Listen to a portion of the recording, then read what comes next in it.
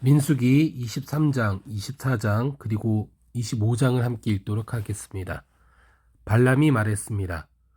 저를 위해 여기에 제단 7개를 만들고 수송아지 7마리와 순양 7마리를 준비해 주십시오. 발람이 말한 대로 했습니다. 그리고 발락과 발람이 각 제단마다 수송아지 1마리와 순양 1마리씩을 드렸습니다. 발람이 발락에게 말했습니다. 제가 저쪽에 가 있는 동안 여기서 당신 제물 옆에 서 있으십시오. 어쩌면 여호와께서 저를 만나러 오실 것입니다. 그분이 제게 무엇을 보여주시든지 제가 당신께 말씀드리겠습니다. 그러고는 그가 홀로 갔습니다. 하나님께서 발람을 만나시자 그가 말했습니다. 제가 제단 7개를 준비했고 각 제단마다 수송아지 1마리와 순양 1마리씩을 드렸습니다. 여호와께서 발람의 입에 말씀을 넣어주시며 말씀하셨습니다. 발락에게로 돌아가서 이 말을 전하여라. 그래서 발람이 발락에게로 돌아갔습니다. 발락은 모압의 모든 지도자들과 함께 자기 제물 곁에 서 있었습니다. 그러자 발람이 자기가 받은 계시를 말했습니다. 발락이 나를 아람에서 모압 왕이 나를 동쪽 산지에서 데려왔도다. 와서 나를 위해 야곱을 저주하여라. 와서 이스라엘에게 저주를 퍼부어라라고도 했도다. 하나님께서 저주하지 않는 사람들을 내가 어떻게 저주하겠는가? 하나님이 저주를 퍼붓지 않는 사람들에게 내가 어떻게 저주를 퍼붓겠는가? 내가 바위산 꼭대기에서 그들을 보고 언덕 위에서 저들을 보니 이 백성은 홀로 거하고 자신들을 열방 가운데 하나로 여기지 않는구나. 누가 야곱의 티끌을 셀 수 있으며 이스라엘의 4분의 1이라도 헤아릴 수 있을까? 내가 의로운 사람으로 죽게 되기를 바라며 내 마지막이 그들과 같이 되기를 비노라. 발락이 발람에게 말했습니다. 내가 내게 무슨 짓을 하는 거냐? 내 원수들을 저주하기 위해 너를 데려온 것인데 내가 오히려 저들을 축복하는구나. 발람이 대답하며 말했습니다. 여호와께서 제 입에 넣어주신 그대로 제가 말해야 하지 않겠습니까? 그러자 발락이 그에게 말했습니다. 저들을 볼 수 있는 다른 장소로 나와 함께 가자. 거기에서는 내가 그들을 다 보지 못하고 끝부분만 볼 수 있을 것이다. 거기에서 나를 위해 그들을 저주하여라. 그리하여 그가 발람을 비스가 꼭대기에 있는 소빔 들판으로 데려갔습니다. 그리고 그가 거기에서 제단 7개를 세우고 수송아지 1마리, 순양 1마리씩을 각 제단에 바쳤습니다. 발람이 발락에게 말했습니다. 당신의 제물 곁에 서 계십시오. 저는 저쪽에서 여호와를 만날 것입니다. 여호와께서 발람을 만나셔서 그 입에 말씀을 넣어주시고 말씀하셨습니다.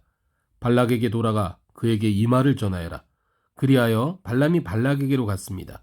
그는 모압 지도자들과 함께 자기 제물 곁에 서 있었습니다. 발락이 그에게 물었습니다. 여호와께서 뭐라고 말씀하셨느냐? 그러자 발람이 자기가 받은 계시를 말했습니다. 발락이여 일어나 잘 들으시오. 십볼의 아들이여 귀를 기울이시오. 하나님은 사람이 아니시니 변덕스럽지 않으시고 사람의 아들이 아니시니 마음을 바꾸지 않으시니라. 그분이 말씀만 하시고 실행에 옮기지 않으시겠으며 약속만 하시고 이루지 않으시겠는가? 나는 축복하라는 명령을 받았다. 그분이 축복하셨으니 내가 바꿀 수 없다. 그분은 야곱에게서 허물을 보지 않으시고 이스라엘에게서 잘못을 보지 않으셨다. 그들의 하나님 여호와께서 그들과 함께 하시니 왕을 부르는 소리가 그들 가운데 있다. 그들을 이집트에서 이끌어내신 하나님은 그들에게 들소의 뿔과 같다. 야곱을 해칠 마법이 없고 이스라엘을 해칠 점술이 없으니 이제 사람들이 야곱과 이스라엘에 대해 하나님께서 하신 일을 보라 하고 말할 것이다. 보라, 이 백성이 암사자처럼 일어나고 수사자처럼 뛰어오르는구나. 저가 먹이를 삼키고 죽임당한 짐승의 피를 마시기 전까지는 결코 눕지 않으리라. 그러자 발락이 발람에게 말했습니다. 저들에게 저주도 축복도 하지 마라. 발람이 발락에게 대답하며 말했습니다. 여호와께서 뭐라고 말씀하시든 제가 그대로 하겠다고 말씀드리지 않았습니까? 그러자 발락이 발람에게 말했습니다. 이리 와서 다른 곳으로 가도록 하자. 혹시 거기서는 여호와께서 기꺼이 내가 나를 위해 저주하게 하실지도 모르겠다. 그러고는 발락이 발람을 데리고 그 광야가 내려다 보이는 부올 꼭대기로 갔습니다. 발람이 말했습니다. 여기에 제단 7개를 세우고 수송아지 7마리와 순양 7마리를 준비해 주십시오. 발람이 말한 대로 해 각 제단에 수송아지 1마리와 순양 1마리씩을 드렸습니다. 발람은 자기가 이스라엘을 축복하는 것을 여호와께서 좋게 여기시는 것을 보고 전처럼 주술에 의존하지 않고 그의 얼굴을 광야 쪽으로 돌렸습니다. 발람이 눈을 들어보니 이스라엘이 지파별로 진을 치고 있고 또 하나님의 영이 그 위에 있었습니다. 그는 자기가 받은 계시를 말했습니다. 부올의 아들 발람이 말하며 눈이 완전한 사람이 말하노라. 하나님의 말씀을 들으며 전능하신 분의 환상을 보며 엎드리나 눈이 열린 사람이 말하노라. 야곱이여 내 장막이 얼마나 아름다우며 이스라엘이여 내가 사는 곳이 얼마나 아름다우냐. 마치 펼쳐진 골짜기 같고 강가의 정원 같으며 여호와께서 심으신 알로에 같고 물가의 백향목 같구나. 그 가지로부터는 물이 흘러넘치고 그 씨들은 많은 물 가운데 있다. 그 왕은 아각보다 클 것이며 그 왕국은 높임을 받을 것이다. 그들을 이집트에서 이끌어내신 하나님은 그들에게 들수의 뿔과 같다. 그들이 원수의 나라들을 삼키고 그들의 뼈를 박살내며 자기 화살로 그들을 꿰뚫는다. 그들이 숫사자와 암사자처럼 웅크리며 엎드리니 누가 감히 그들을 깨우랴. 너희를 축복하는 사람들은 복을 받고 너희를 저주하는 사람들은 저주를 받게 될 것이다. 발락이 발람에게 화가 나서 자기 손바닥을 마주쳤습니다. 그리고 발락이 발람에게 말했습니다. 내 원수들을 저주하라고 내가 너를 불렀다. 그러나 내가 이렇게 3번이나 그들을 축복했다. 이제 당장 내 집으로 돌아가거라. 내가 너를 정말 귀하게 대해주겠다고 했다. 그러나 여호와께서 내가 대접받지 못하게 하셨다. 발람이 발락에게 대답했습니다.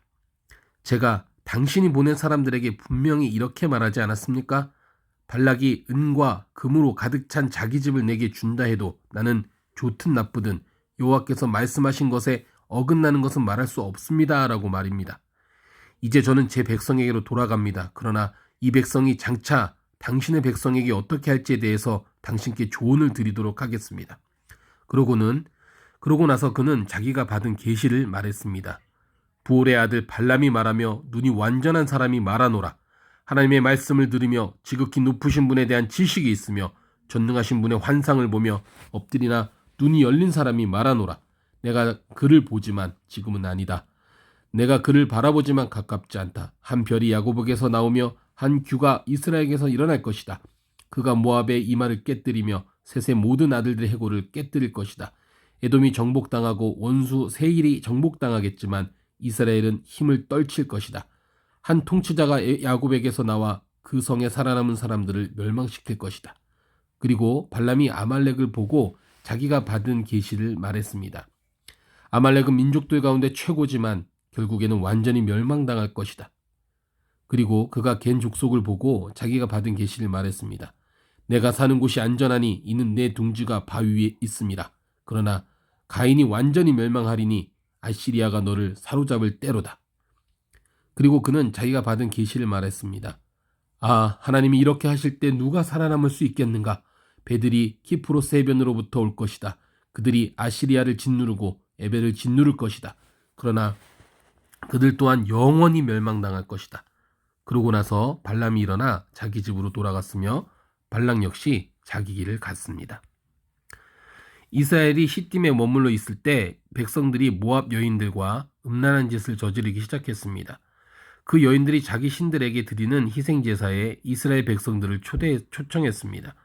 이스라엘 백성은 먹고 그 신들에게 경배했습니다. 이렇게 이스라엘이 바알부올의 일에 참여하게 됐으므로 여호와께서 이스라엘을 향해 진노하셨습니다.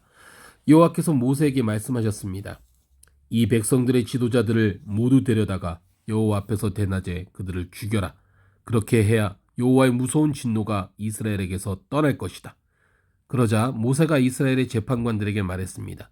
너희는 각자 자기 사람들 가운데 바알보일 일에 참여했던 사람들을 죽여라. 그때 한 이스라엘 남자가 모세와 온 이스라엘 회중이 보는 앞에서 자기 형제들에게로 한 미디안 여자를 데리고 왔습니다.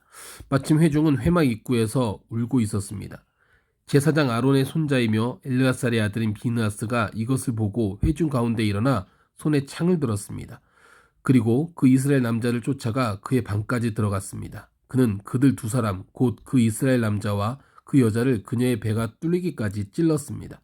그러자 이스라엘 백성들에게 재앙이 멈추었습니다. 그 재앙으로 죽은 사람이 24,000명이었습니다. 여호와께서 모세에게 말씀하셨습니다. 제사장 아론의 손자이며 엘르아살의 아들인 비느하스가 그들 가운데서 나에 대한 열심을 보여줌으로써 이스라엘 자손을 향한 내 진노를 돌이켰으니 내가 이스라엘 자손을 내 질투심으로 인해 파멸시키지 않겠다. 그러므로 내가 비느하스와 평화의 언약을 맺는다고 말하여라. 비느하스와 그 뒤에 오는 후손들에게 영원한 제사장직의 언약이 있을 것이다. 이는 그가 자기 하나님을 위해 열심을 내서 이스라엘 백성들의 죄를 속해 주었기 때문이다. 미디안 여자와 함께 죽임당한 이스라엘 남자의 이름은 시므온 가문의 지도자인 살루의 아들 시므리였습니다. 그리고 죽임당한 미디안 여자의 이름은 미디안 가문의 족장인 스루의 딸 고스비였습니다. 여호와께서 모세에게 말씀하셨습니다. 미디안 사람들을 원수로 여겨라. 그들이 부올의 일로 인해서 부올의 일로 재앙이 내린 날 죽은 그들의 자매인 미디안 지도자의 딸 고스비의 일로 인해서 너희에게 속임수를 써서 너희를 괴롭혔기 때문이다. 아멘.